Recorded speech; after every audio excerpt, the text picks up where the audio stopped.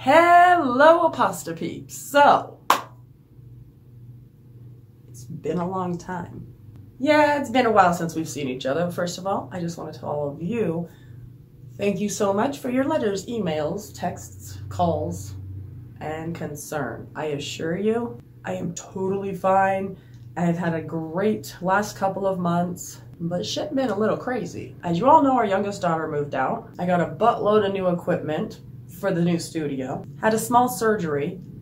Not really that small. Oh sure, a man has a midlife crisis and he gets to drive around a car that's long red and shaped like a penis. I got a studio and boobs. Merry Christmas to me. And in addition, there's been a lot of things going on in my life as a female, as a married person, as a mom, as an ex-Jehovah's Witness, that I completely feel are universal themes. But I did manage to video quite a bit so that hopefully I can share those experiences with you.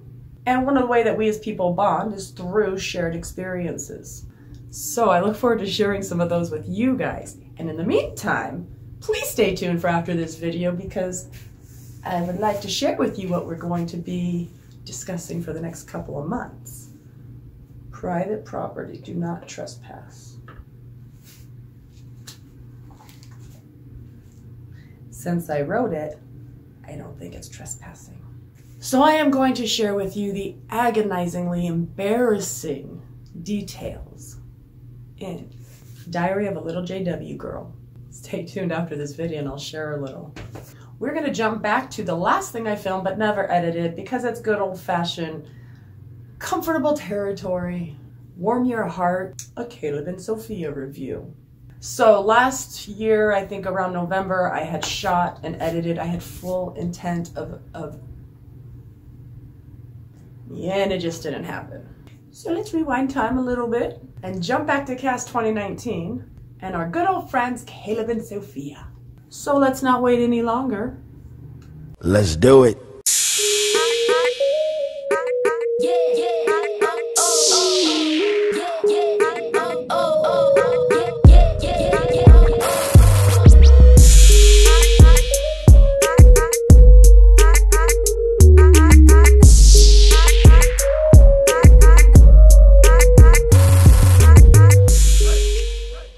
Well, what do you know? Lesson 23, Jehovah's Name.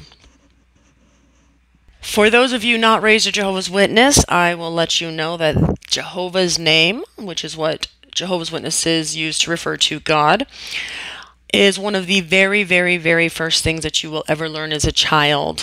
Before I could talk and likely identify my parents, you could ask, where's Jehovah? And I would do the whole, Well, where's your nose? Where's Jehovah? First thing you're gonna learn, Jehovah, Jehovah, Jehovah. To this day, I still catch myself saying, oh, Jehovah. And as someone asked in my last live stream, is that what I say during sex? Hell yeah. If it's good enough for my mama, it's good enough for me.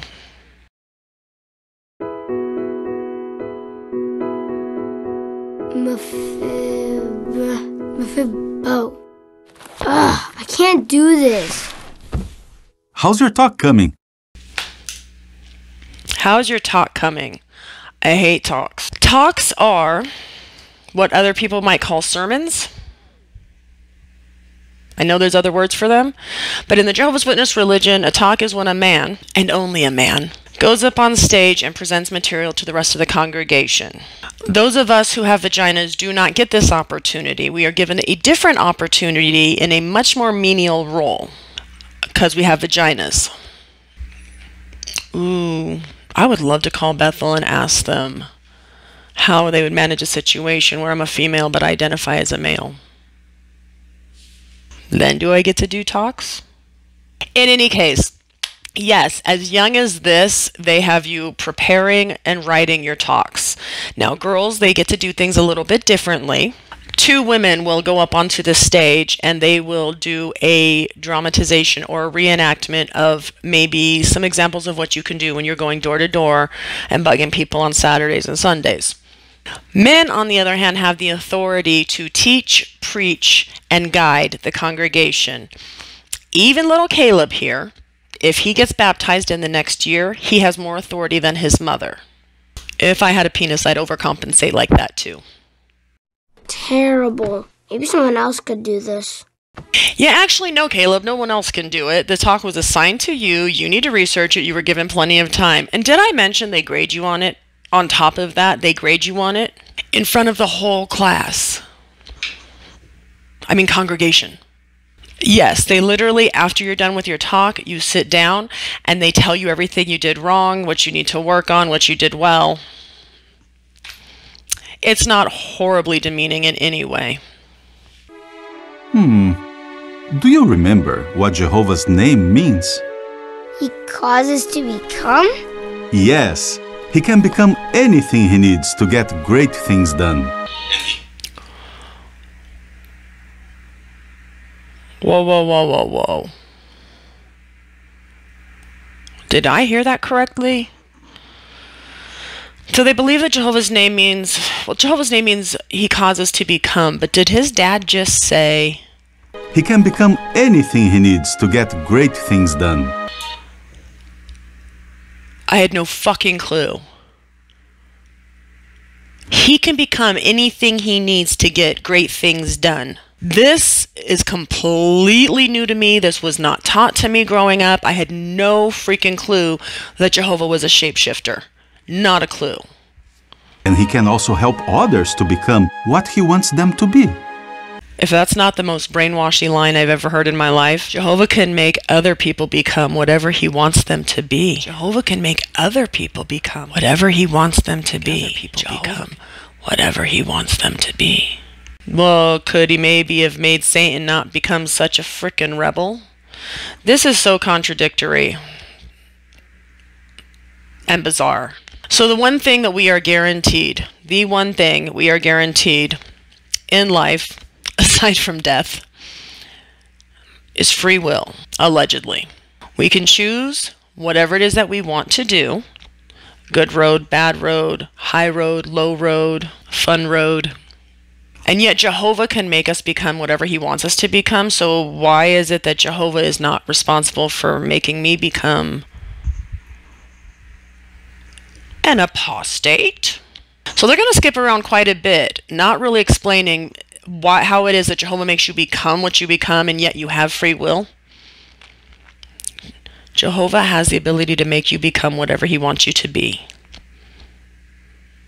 So thanks for Hitler and, Trump. Trump supporters, stay with me. It's okay. We can make fun of each other. Think about it. Jehovah is the creator. Think of all the animals he's made. Huh? I said, think of all of the animals that he's made. Caleb a little deaf. Whoa! Wow, that's a big whale. Huh? Yes, in the new system of things, the panda bears and lions will no longer sit together. The tigers will be under the ocean with the whales. New light, pass it on. He created our universe. Look at all the planets he made. Whoa!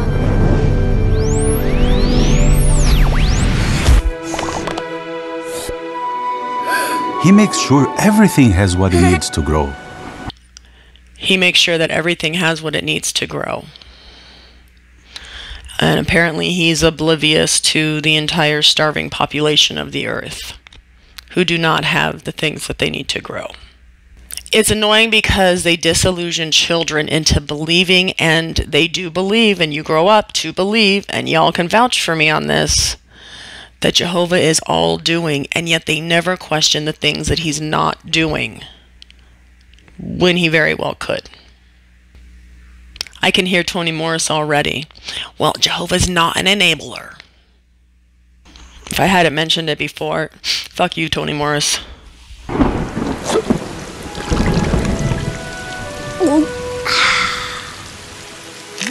Jehovah can make us powerful too. Look at Moses. He took a shy man and used him to split the Red Sea.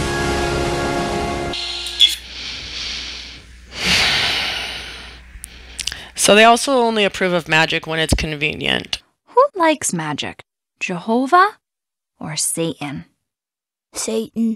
So conveniently, magic was okay when Moses split the Red Sea, and probably when the staff turned to a snake. When the other guys did it, the Egyptians, it was bad. If one of Jehovah's people does it, it's because Jehovah made it so.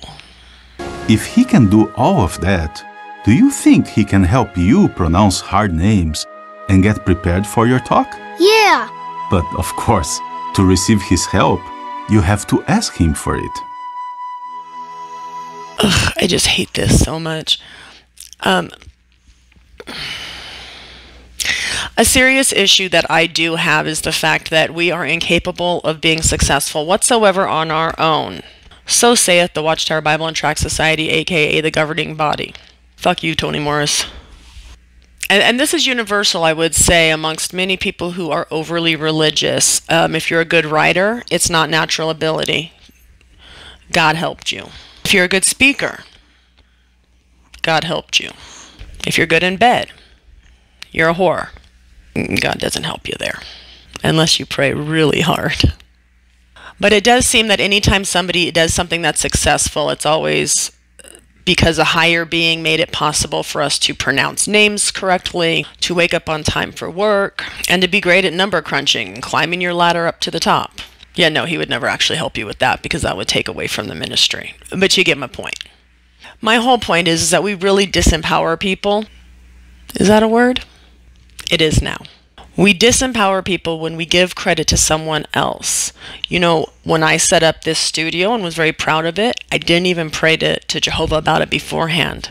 Now, for those who believe in God, I'm not saying to not give glory to your higher power. What I'm saying is you're very capable of doing all the things that you think that you can't do unless you pray first.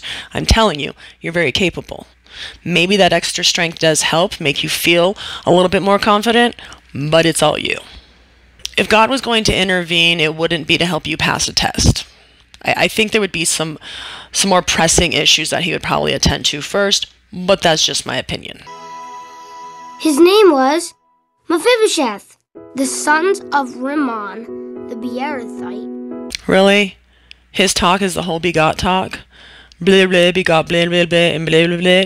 Who begot, blah, blah, blah, who begot, blah, blah, blah. That's what they did to the kid? Shame.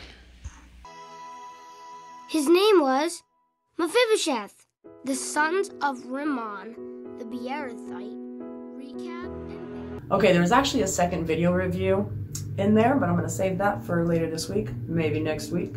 I missed you guys incredibly. I miss shooting, editing, and connecting with all of you. So, as promised,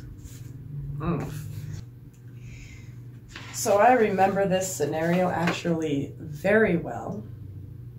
This was a fight my sister and I were having in 1989. We'll do more details first time we go through a review. But these are fighting words for little JW kids. We do not mess around when it comes to throwing shade. Finally, I hit her lightly, and the wimp that she is hit me back, right where I have a purple bruise, so I got mad. Bullshit. There was no bruise. But like most kids, we have to justify why we're about to be an asshole. I never cuss except bull, but I called her a son of a bitch. And I was hitting her. She was laughing, so I hit her right where she hit me, right on the back of the neck. And here's our conversation. It's so cringy. Okay. Oh. If you didn't grow up Jehovah's Witness, this might not make sense to you, but I'll explain. M was my sister. C is me. M said, I hope you burn in hell, burn in hell, burn in hell, you bitch. And me, little C, good little Jehovah's Witness kid, never missing an opportunity to spread the word. So I said, hell is the common grave, so where do I burn? Why? Jehovah's Witnesses do not believe in hell. They believe that hell basically is just nothingness. It's death. After you die, you cease to exist. And that hell is the common grave. So yeah, she's like, oh, you burn in hell. And I was like, bitch, please. Hell is the common grave. So where do I burn?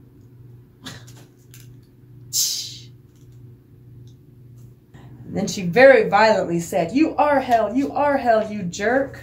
Oh no, not jerk.